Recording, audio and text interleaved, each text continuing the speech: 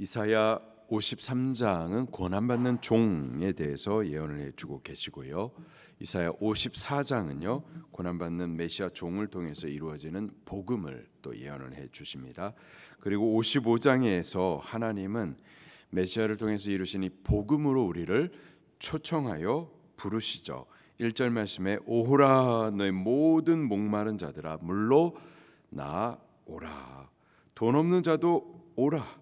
너희는 와서 사 먹되 돈 없이 값 없이 와서 포도주와 젖을 사라. 그렇게 부르셨어요. 오늘 본문 3절에서도 또 우리를 오라 부르십니다. 3절 말씀을 같이 읽겠습니다. 시작. 너희는 귀를 기울이고 내게로 나와 들으라.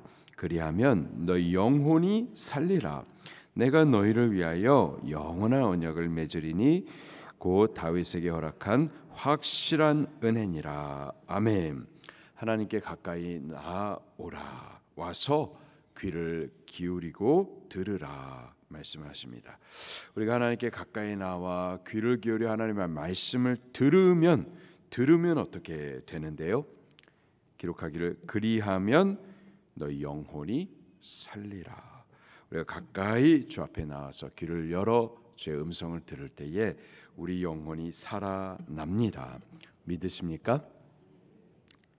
하나님의 말씀은 빛이고 진리고 생명이에요. 우리 영혼을 소성케 하십니다. 그리고 그 맛을 아는 자들마다 이렇게 고백을 해요. 시편 19편 7절부터 10절에 여호와의 율법은 완전하여 영혼을 소성시키시며 여호와의 증거는 확실하여 우둔한 자를 지혜롭게 하며 여호와의 교훈은 정직하여 마음을 기쁘게 하고 여호와의 계명은 순결하여 눈을 밝게 하시도다. 여호와를 경외하는 도는 정결하여 영원까지 이르고 여호와의 법도 진실하여 다 의로우니 금 곧 많은 순금보다 더 사모할 것이며 꿀과 송이꿀보다 더 달도다. 여호와 하나님의 말씀이 그렇습니다. 기록된 하나님의 말씀 성경은 그냥 죽어있는 글자가 아니고요. 살아계십니다. 활력이 있어요. 역사합니다. 듣는 자를 살아나게 하십니다. 그 영혼을 소성시키세요.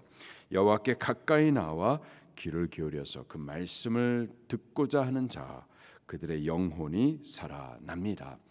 우리의 믿음도 그래요. 주께로 가까이 나와서 그 말씀을 들을 때마다 우리 믿음이 살아납니다. 로마서 10장 17절에 그러므로 믿음은 들음에서 나며 들음은 그리스도의 말씀으로 말미암았느니라. 믿음이 그리스도의 말씀을 들을 때마다 자꾸 살아나는 거예요. 우리의 믿음은 가변적입니다. 어저께의 큰 믿음이 오늘은요 작아질 수가 있어요. 어제 믿음이 어저께는 분명히 믿음이 있었어요. 믿었어요. 근데 오늘은 어저께 그 믿음이 어디로 갔는지 사라질 수가 있습니다. 반대로 죽었던 믿음이 다시 살아나기도 하고요. 작은 믿음이 또 크게 일어나기도 합니다. 어떻게 그럴까요? 무엇이 우리 믿음을 그렇게 크게 살려내기도 하고 혹은 사라지고 죽게도 하고 작아지기도 하는 걸까요? 그리스도의 말씀입니다. 그리스도께 가까이 나와 귀를 기울여서 말씀을 들을 때 죽었었던 믿음이 살아나는 거예요. 작은 믿음이 크게 일어나게 되는 겁니다. 저도 우리 수입 방주교회에서 목회 시작하기 전에 제 믿음이 완전히 바닥이었었어요. 완전히 바닥. 억세고 고집센 사람들, 성도의 이름을 하고 있는 폭도들, 거짓말 잘하는 사람들, 죄인들, 그들이 막 너무 커 보이고 그들 앞에 제 자신이 정말 한없이 작은 아이인 거예요. 두려움으로 사로잡혀 가지고는 아무것도 할 수 없는 자가 돼버렸었습니다. 그런 모습으로 이제 기도원에 올라가게 된 거죠. 기도합니다. 하나님, 제가 이대로는 저 어렸을 때부터 태어나기 전부터 하나님 앞에 서원되어졌고 바쳐졌고 그렇게 헌신되어 길러졌는데 목회해야 되겠는데 이 모습으로는 아무것도 못하겠습니다. 제가 지금 기도할 건데 이렇게 기도하다가 죽으면 영광입니다. 기도하다 죽으면 하나님 영광입니다. 그러나 하나님 저를 죽게 하지 않고 살려두시면은 이대로 그냥은 못 살고 목회할 수 있도록 살려주세요. 그렇게 47일 동안을 기도원에서 이제 기도를 했어요. 그러면서 성경을 읽는데요. 아무것도 없습니다. 그때는 전화기도 휴대전화기도 없었었고 하여튼 성경을 읽는데 믿음이 다시 살아나는 거예요. 믿음이. 크신 하나님, 전능하신 하나님, 통치자 하나님이 성경을 통해서 보여지게 되고 또 앞에 명지산이 있거든요. 명지산이 크게 있는데 명지산이 크지가 않아요. 하나님이 크신 분인 거예요. 억세고 고집 센 사람들, 거짓말 잘하는 그 죄인들, 그들이 크게 보였었는데 크지 않아요. 하나님이 커요. 하나님. 믿음이 살아나는 거예요. 믿음이 살아나면서 기록된 하나님의 모든 말씀이 다 믿어지는 거예요.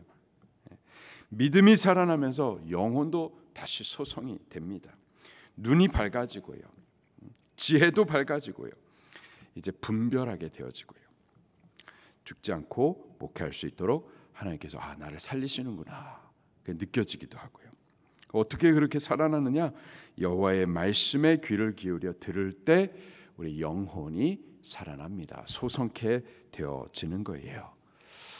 많은 사람들이 저와 같은 체험들을 하는 것을 제가 듣습니다. 심각한 우울증으로 고생하시는 분이 계셨는데 자살 시도도 하시고, 근데 말씀을 읽는 중에 자기도 나은 줄 모른 채 그렇게 완전한 치유함을 받았다라는 간증을 제가 듣기도 했고요. 몇 달 동안 말씀만 집중하여 읽는 동안에 하나님께서 말씀을 읽게 하셨어요. 읽는 동안에 여러 가지 고쳐질 수 없는 그런 중독들이 그렇게 치유된 그런 간증들도 있고, 하나님의 말씀은 살아계시고요, 또 듣는 자를 살리시는 말씀입니다. 우리가 주께 가까이 나와 귀를 기울여 들으면 살아납니다. 우리 영혼이 소성되는 거예요. 3절 후반에 또 이렇게 약속하십니다. 내가 너희를 위하여 영원한 언약을 맺으리니 곧 다윗에게 허락한 확실한 은혜니라. 영원한 언약, 다윗에게 허락한 확실한 은혜, 그의 후손으로 메시아가 오셔가지고 택한 백성 구원을 주신다라는 약속과 은혜입니다. 그리스도에 대한 언약이고 그리스도를 통해서 얻게 될 구원의 은혜를 말씀해 주시는 거예요. 여호와께 가까이 나와 그 말씀에 귀를 기울이는 자, 그들에게 하나님께서는 그리스도를 약속하시고 그리스도를 통해서 얻게 될 그 구원의 은혜를 베풀어 주시는 겁니다. 오늘 하루 여호와 하나님께 가까이 하십시다. 주의 말씀에 우리의 귀를 기울이십시다. 듣게 될 거고 우리 영혼이 살아나게 될 줄로 믿습니다. 말씀 붙들고 통성으로 기도하시겠습니다.